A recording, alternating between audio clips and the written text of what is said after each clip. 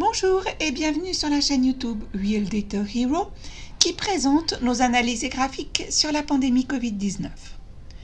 Dans la deuxième partie de la présentation spéciale des chiffres Covid par la chaîne de télévision suisse SRF, il est question de la protection contre les évolutions graves du Covid grâce à la vaccination.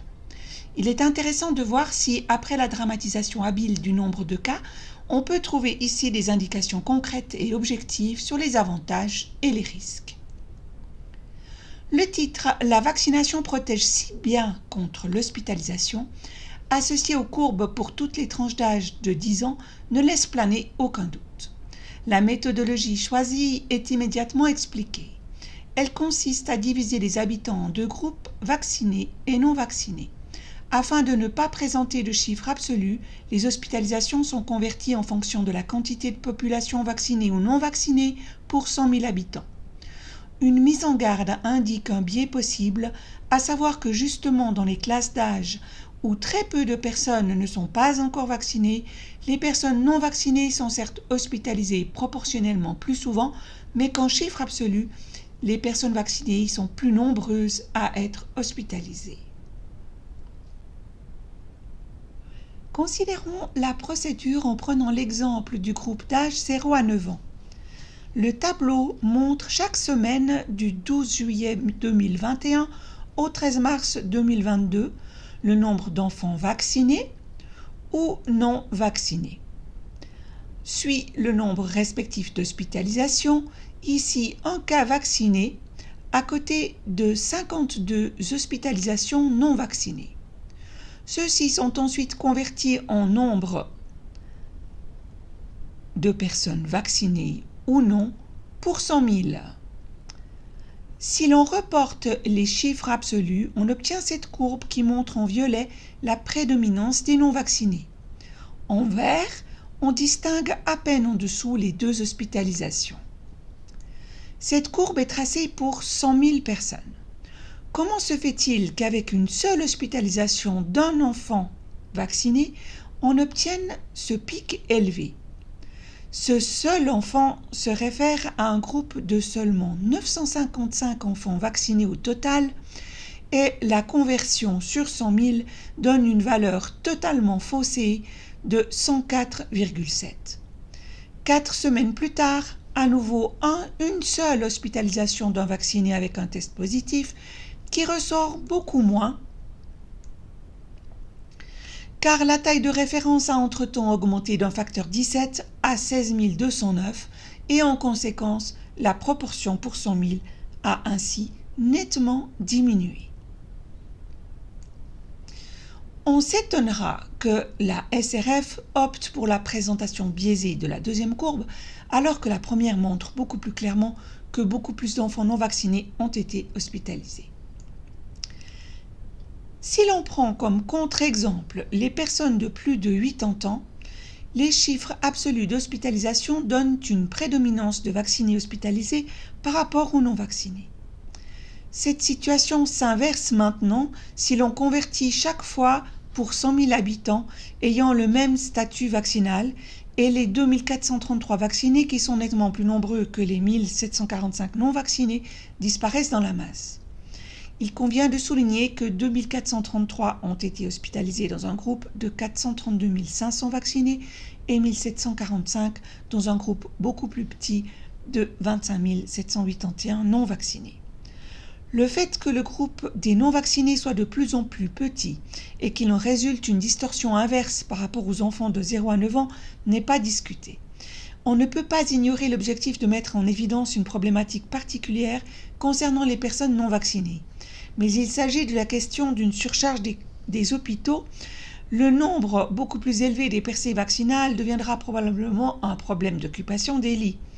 En supposant que le taux d'hospitalisation plus faible des vaccinés puisse effectivement être justifié par une protection conférée par la vaccination, la couverture vaccinale semble au moins suffisante pour que le nombre de cas d'hospitalisation non vaccinés soit sous contrôle, c'est-à-dire nettement inférieur au nombre de vaccinés. La SRF choisit donc la deuxième option avec l'objectif évident de présenter les personnes non vaccinées comme un problème.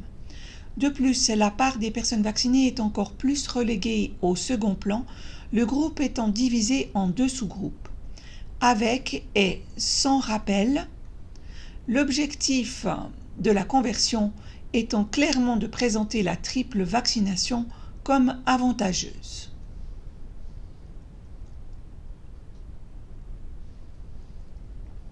Avant d'aborder les différentes tranches d'âge, je voudrais jeter un coup d'œil à la définition du statut vaccinal par l'OFSP, relativement généreux en accordant immédiatement le statut de vacciné complet avec une double vaccination, à l'exception du vaccin vectoriel de Janssen. La possibilité d'un rappel n'exclut pas non plus ceux qui sont vaccinés 2 fois, comme c'est le cas dans de nombreux autres pays. Après la première vaccination, on continue cependant à être considéré comme non vacciné, ce qui fait que les éventuels effets secondaires du vaccin sous forme d'infection Covid-19 alourdissent le groupe mixte des non-vaccinés. C'est précisément dans ce cas qu'une différenciation serait souhaitable. De plus, une partie des cas dont le statut vaccinal est inconnu reste sans attribution. Et cette proportion se situe entre 10 et 25%, ce qui est tout à fait significatif. Dans les 2 groupes d'âge les plus âgés, la proportion de personnes entièrement vaccinées par rapport au nombre total d'hospitalisés est même supérieure au total des personnes non vaccinées et inconnues.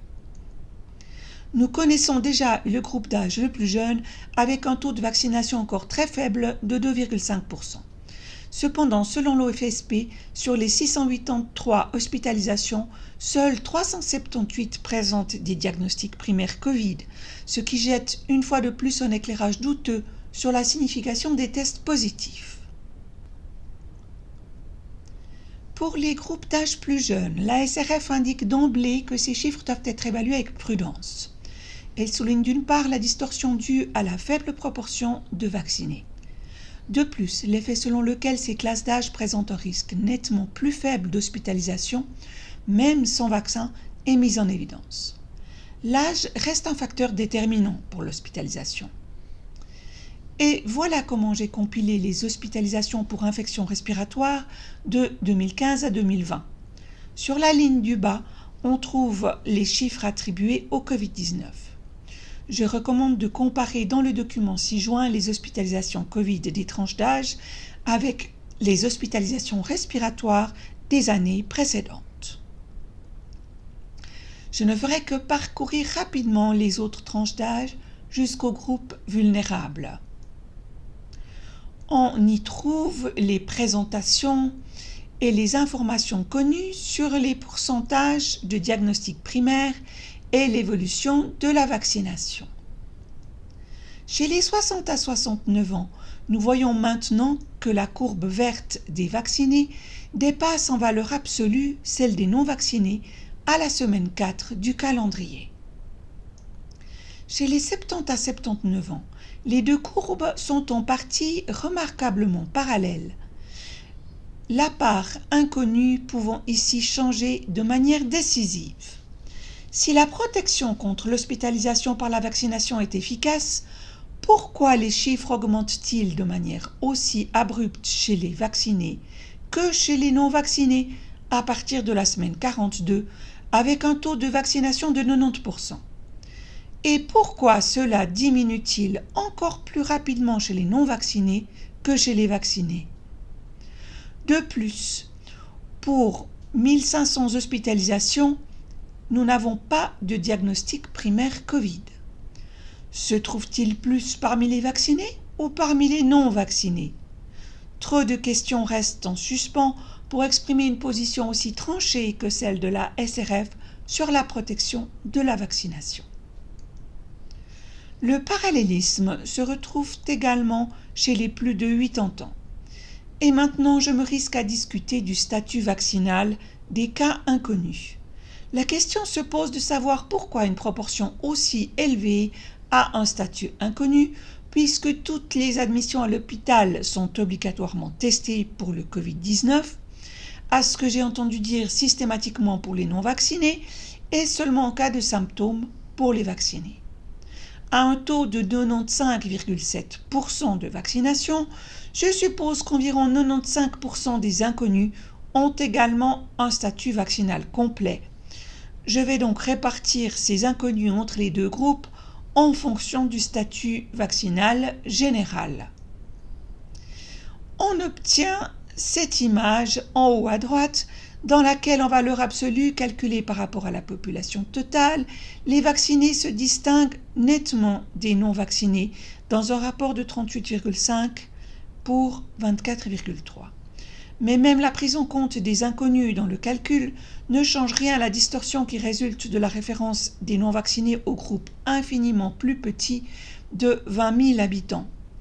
La population des vaccinés est 21 fois plus élevée que celle des non-vaccinés. La SRF a en effet mis en garde contre le fait de considérer le nombre plus élevé de vaccinés comme une erreur, car il résulte du plus grand nombre de vaccinés, mais il convient de noter ici quelques erreurs épidémiologiques et statistiques fondamentales.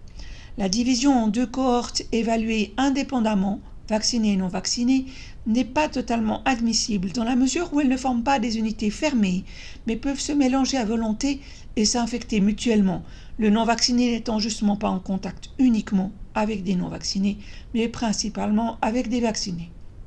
À cela s'ajoute la formation douteuse d'un groupe mixte qui ne permet pas de considérer les personnes non vaccinées de manière isolée. Dans le déroulement, le fait que le nombre de percées vaccinales hospitalisées augmente avec la même intensité que l'hospitalisation des non-vaccinés ne retient absolument pas l'attention. La SRF adopte une position totalement unilatérale sans la discussion critique qui s'imposerait au vu des chiffres. Il faut noter un biais qui, par la suite, avec un groupe de non-vaccinés de plus en plus réduit, finira par aboutir exactement aux effets artificiels vus dans le groupe des 0 à 9 ans. Et le problème croissant du nombre d'échecs de la vaccination, en raison d'une efficacité éventuellement insuffisante, est ainsi minimisé, car même si le nombre de cas est multiplié par 10, le dénominateur du groupe global est tout simplement trop grand pour pouvoir percevoir des changements malgré tout importants. De même, si on discute de la protection offerte par la vaccination, ces risques doivent être publiés et discutés de la même manière. Ce niveau n'est absolument pas pris en compte par la SRF compte tenu de son approche de publication unilatérale exclusivement réduite à l'effet de présentation unilatérale. Les non-vaccinés sont un problème. Et l'on perd de vue une chose essentielle, le nombre d'hospitalisations Covid-19 est en fin de compte le résultat de tests permanents qui peuvent faire de chacun un cas Covid, indépendamment des symptômes et de la maladie. On n'avait encore jamais fait d'une maladie un enjeu politique, non seulement pour le plus grand préjudice économique de beaucoup, mais aussi sans bénéfice aucun pour des personnes concernées qui se voient privées d'une grande partie de l'aide dont elles ont besoin, car les tests et la vaccination ne guérissent pas les maladies, ni le confinement. Vous constatez sur ce graphique la proportion de personnes hospitalisées en rapport aux tests positifs qui a énormément diminué dans le temps avec Omicron. C'était ma conclusion quelque peu philosophique pour la deuxième vidéo d'aujourd'hui sur la présentation unilatérale et manipulatrice des données par la SRF Suisse. Comme toujours, je vous invite à vérifier nos déclarations à l'aide des données officielles originales. Vous pouvez y accéder en consultant les liens vers les sources dans le PDF de cette vidéo que vous pouvez télécharger sur le canal Telegram. Je vous remercie tout particulièrement pour votre soutien, votre intérêt et votre patience qui nous donnent la force de continuer à travailler sur les projets et les publications en cours.